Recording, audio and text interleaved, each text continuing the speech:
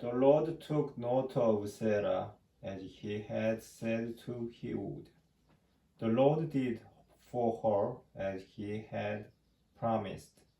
Sarah became pregnant and bore Abraham a son in his old age. At, at the set time that God had stated, Abraham gave the name Isaac to this son of his whom Sarah bore him. When his son Isaac was 8 days old, Abraham circumcised him as God had commanded. Abraham was 100 years old when his son Isaac was born to him. Sarah then said, God has given me cause to laugh, and all who hear of it will laugh with me.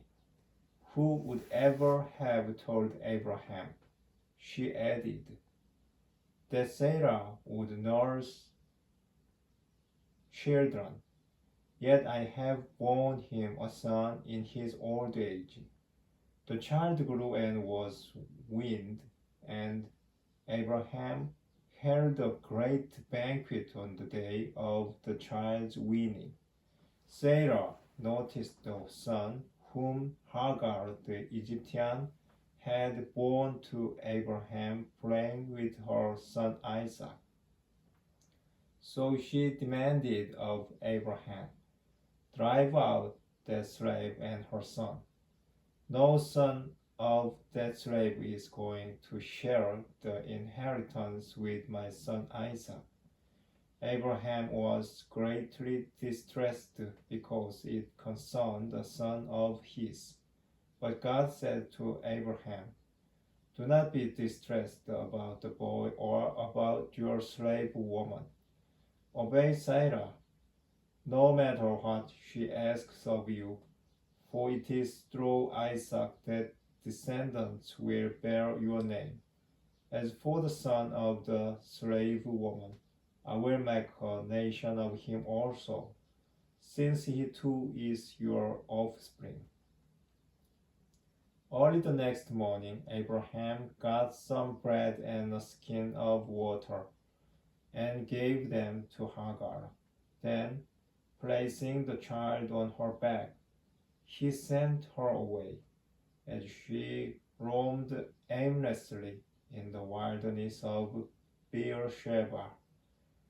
The water in the skin was used up, so she put the child down under one of the bushes, and then went and sat down opposite him about the bowshot away, for she said to herself, I cannot watch the child die.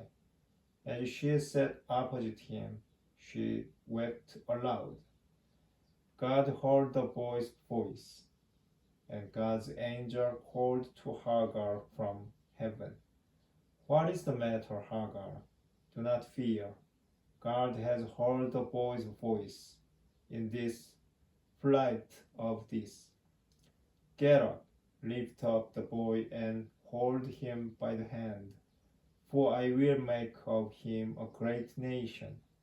Then God opened her eyes, and she saw a well of water.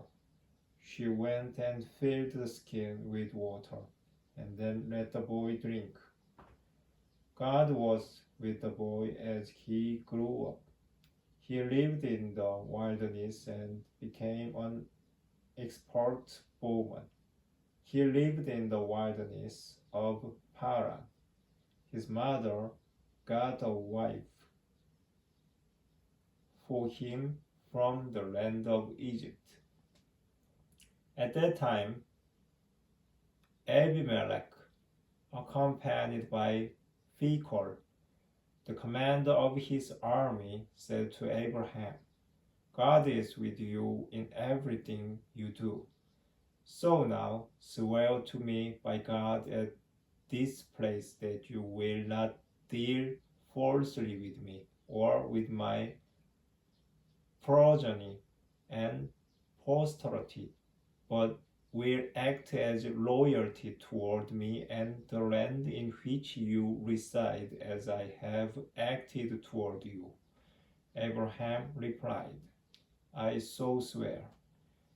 Abraham, however, reproached Abimelech about the well that Abimelech's servants had seized by force. I have no idea who did that. Abimelech replied, in fact, you never told me about it, nor did I ever hear of it until now. Then Abraham took sheep and cattle and gave them to Abimelech, and the two made a covenant. Abraham also set apart 7 ewe lambs of the flock, and Abimelech asked him, what is the purpose of these 7 ewe lambs that you have set apart? Abraham answered, the 7 ewe lambs you shall accept from me, that you may be my witness that I dug this well. This is why the place is called Beersheba. The two of them took an oath there. When they had thus made the covenant in Beersheba, Abimelech, along with Phicol, the commander of his army, left to return to the land of the Philistines.